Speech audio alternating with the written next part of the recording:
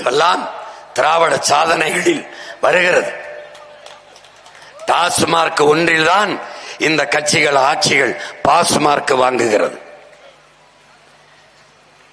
இதை ஒழிக்க மதுவில்லாத ஒரு மாநிலமாக ஒரு நாடாக மாற்ற வேண்டும் என்றால் அது நம்மால் தான் முடியும்.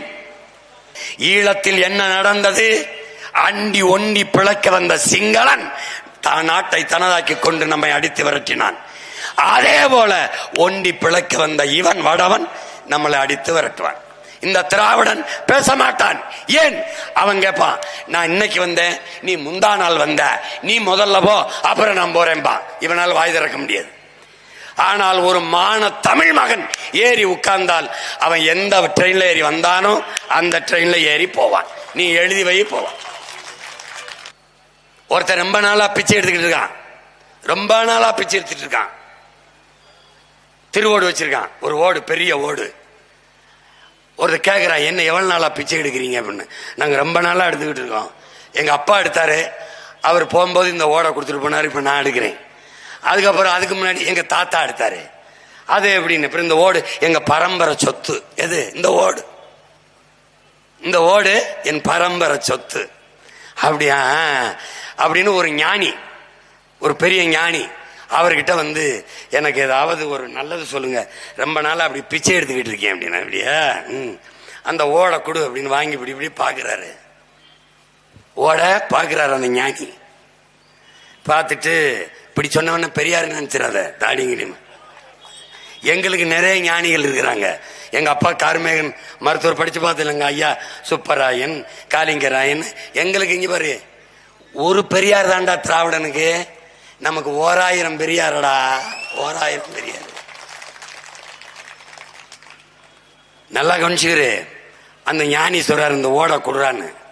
கொடுத்தபடி அவன் அந்த தரையில் வச்சு இப்படி பார்த்துட்டு, இதை கொஞ்சம் தேயிடாங்கிறாரு. அப்படி தேய்க்கிறான். இன்னும் கொஞ்சம் தேயிடாங்கிறாரு. பிரட்டி பிரட்டி தேயிடாங்கிறாரு. தேய்ச்சி தேய்ச்சி பார்த்தா நம்ப முடியல. பெரிய தங்கம், தங்க சட்டி, தங்கத்துல சட்டி செஞ்சிருக்கான். அதை வச்சுக்கிட்டு இந்த தருதல அது தெரியாம ரொம்ப நாளா பிச்சை எடுத்துக்கிட்டு இருக்குது. உங்க புரியுதா? இந்த திரு ஓடு மாறி தமிழ் திரு நாடு. என் அன்பு மக்களே, இந்த நாடு, இந்த நாட்டை நீ வரேன் போறவன்ட்ட கொடுத்துட்டு 1000 500க்கு பிச்சை எடுத்துக்கிட்டு இருக்க. இவங்களை விரட்டி அடிக்காத வரை உனக்கு விடியும் இல்லை, முடியும் இல்லை. புரியுதா? கவனம் பண்ணி ஏதாவது பார்த்து போட்டு விடுங்க, ஏதாவது பார்த்து பண்ணி விடுங்க. நியாயமாரே, நியாயமாரே. இதுக்கு மேல கத்துறதுக்கு தெம்பு இல்லை. நார்மாரே 15 ஆண்டுகளா கத்தி வாரம். ஏமாரே ஒத்த ஓட்ட போடாத என்ன? எத்தனை காலம்? ஒரு வாசல்ல ஒரு பிச்சைக்காரன் கத்தனா கூட, சோறுல போயிட்டு வாப்பா அம்மா, ரொம்ப சோறுல போயிட்டு வாப்பா அம்மா, ரொம்ப பசிக்கும். சரி இருந்து தொலைப்பான்னு எதை எடுத்து வந்து போடுவாங்க. அப்படி இந்த தொகுதியிலே 3 தடவை கத்திட்டான், பிச்சை எடுத்துட்டான். 3 தடவை. இதுக்கு பார்த்தாவது ஒரு தடவை போட்டு விடுங்க. என் தங்கச்சி என்ன செய்வாள்? என் தம்பி சொன்னால, சீமான், என் தம்பி எல்லாம் பேசுறாங்கல்ல, தமிழ்நாட்டில் ஒரு சட்டமன்ற உறுப்பினர் எப்படி இயங்க வேண்டும், எப்படி இயங்க முடியும் என்பதை சட்டசபையில் ஒரு முன்னோட்டம் மாதிரி காட்டி போட்டான். ஓராண்டு தான் இருக்கு நினைக்காத, ஓராண்டு தான் இருக்காத, அப்படி நினைக்காத.